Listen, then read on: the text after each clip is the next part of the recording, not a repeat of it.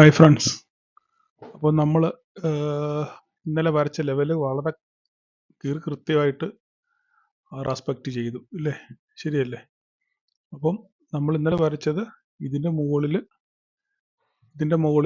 ഇതിൻ്റെ താഴെയാണ് നമ്മുടെ ട്രേഡ് ഓപ്പർച്യൂണിറ്റി പറഞ്ഞിരുന്നത്. അപ്പോൾ നമുക്കിതിനെ പക്ഷെ ഇന്ന് ഓപ്പൺ ചെയ്തത് ഒരു ഗ്യാപ്പ് അപ്പ് ആയിട്ടാണ് ഓപ്പൺ ചെയ്തത് അല്ലേ? ഇന്ന് ഗ്യാപ്പ് അപ്പ് ആയിട്ട് ഓപ്പൺ ചെയ്ത് നമ്മുടെ മുകളിലത്തെ കറക്റ്റ് വരച്ച റെസിസ്റ്റൻസിൽ പോയി തട്ടി മാർക്കറ്റ് തിരിച്ചു വന്നതിന് ശേഷം ഇവിടെ ചെറിയ 2-3 ക്യാൻഡിലുകൾ വീണു. ഒരു എന്താ പറയുന്നത്, ഇൻഡിസിഷണൽ ക്യാൻഡിൽസ് ആണ്. അതായത് എങ്ങോട്ട് പോകുമെന്ന് അറിയാൻ വയ്യാതെ നിന്ന് കറങ്ങുന്ന മാർക്കറ്റ്.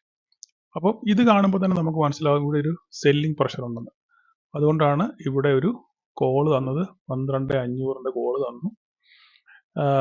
55-60 റേഞ്ചിലാണ് തന്നത്.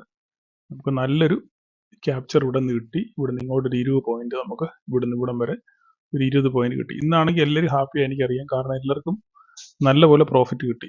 ഓക്കെ, നമ്മൾ 4 ട്രേഡ് എടുത്ത് 4 ട്രേഡും സക്സസ് ആയിട്ട് തന്നെ ഇറങ്ങി. അപ്പം നമ്മളെല്ലാം പി തന്നെ എടുത്തു. നമുക്കൊന്നും സി കോൾസ് ഒന്നും ഇല്ലായിരുന്നു അല്ലേ? നമ്മൾ ഇവിടുന്ന് ക്യാപ്ചർ ചെയ്ത് ഇവിടം വരെ ക്യാപ്ചർ ചെയ്തു. പിന്നെ മാർക്കറ്റിനെ മുകളിലോട്ട് പോകാൻ അലോ ചെയ്തു. അപ്പം ഇവിടുന്ന് പിന്നെ നമ്മൾ പി പിടിച്ചു. ഇതും ഏകദേശം ഒരു 10-15 പോയിന്റ് കിട്ടി. പിന്നെ നമ്മൾ അടുത്ത ഇതിന് വെയിറ്റ് ചെയ്തു. ഇവിടുന്ന് വീണ്ടും പിടിച്ചു. നമ്മൾ അങ്ങനെ സി 4 എണ്ണം പിടിച്ച്. ഇത് ലാസ്റ്റ് ഞാൻ കോള് തന്നില്ല, കാരണം 4 എണ്ണത്തിൽ കൂടുതലൊക്കെ തരുന്നത് എങ്ങനെയാണ്. പക്ഷേ ഇത് ഞാൻ എടുത്തു. ഇവിടുന്ന് വീണ്ടും ഞാൻ എടുത്തു. ഇവിടം വരെ ഒരു 20 പോയിന്റ് ഞാൻ ക്യാപ്ചർ ചെയ്തു. അപ്പം ഇന്ന് ഓവറോൾ ആണെങ്കിൽ എല്ലാവർക്കും നല്ല പ്രോഫിറ്റ് ആയിരുന്നു എന്ന് വിശ്വസിക്കുന്നു. അപ്പം നമ്മൾ വരച്ച ലൈൻ വളരെ കൃത്യമായിട്ട് റെസ്പെക്ട് ചെയ്തു. മാർക്കറ്റ് അതിനെ മേളിലായാലും താഴെയായാലും വളരെ കറക്റ്റായിട്ട് റെസ്പെക്ട് ചെയ്താണ് മാർക്കറ്റ് പോയത്. അപ്പം ഇന്ന് വേറെ കൂടുതലൊന്നും പറയാനില്ല, കാരണം നമുക്കിനി അടുത്ത ദിവസങ്ങളിലെ ലെവലുകൾ നമുക്ക് പിന്നെ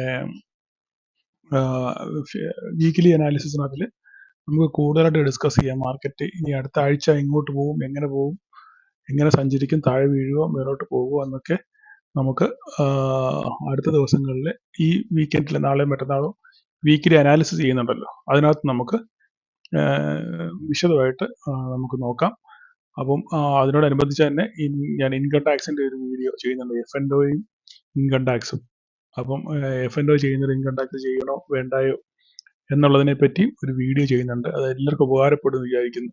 കാരണം ഒത്തിരി പേര് ഇതിനെപ്പറ്റി ഒരു അറിവില്ലായ്മ കൊണ്ട് നമുക്ക് ഒത്തിരി നഷ്ടങ്ങൾ സംഭവിക്കാനുള്ള ചാൻസസ് ഉണ്ട്. അപ്പോൾ അതിനേക്കാൾ നല്ലത് ഒരു അവയർനെസ് എന്ന രീതിയിൽ ഇൻകം ടാക്സുമായിട്ട് ബന്ധപ്പെട്ട ഒരു വീഡിയോ ചെയ്യണമെന്ന് ആഗ്രഹിക്കുന്നു. ഓക്കെ, അപ്പോൾ എല്ലാവർക്കും have A great weekend. Okay, thank you all.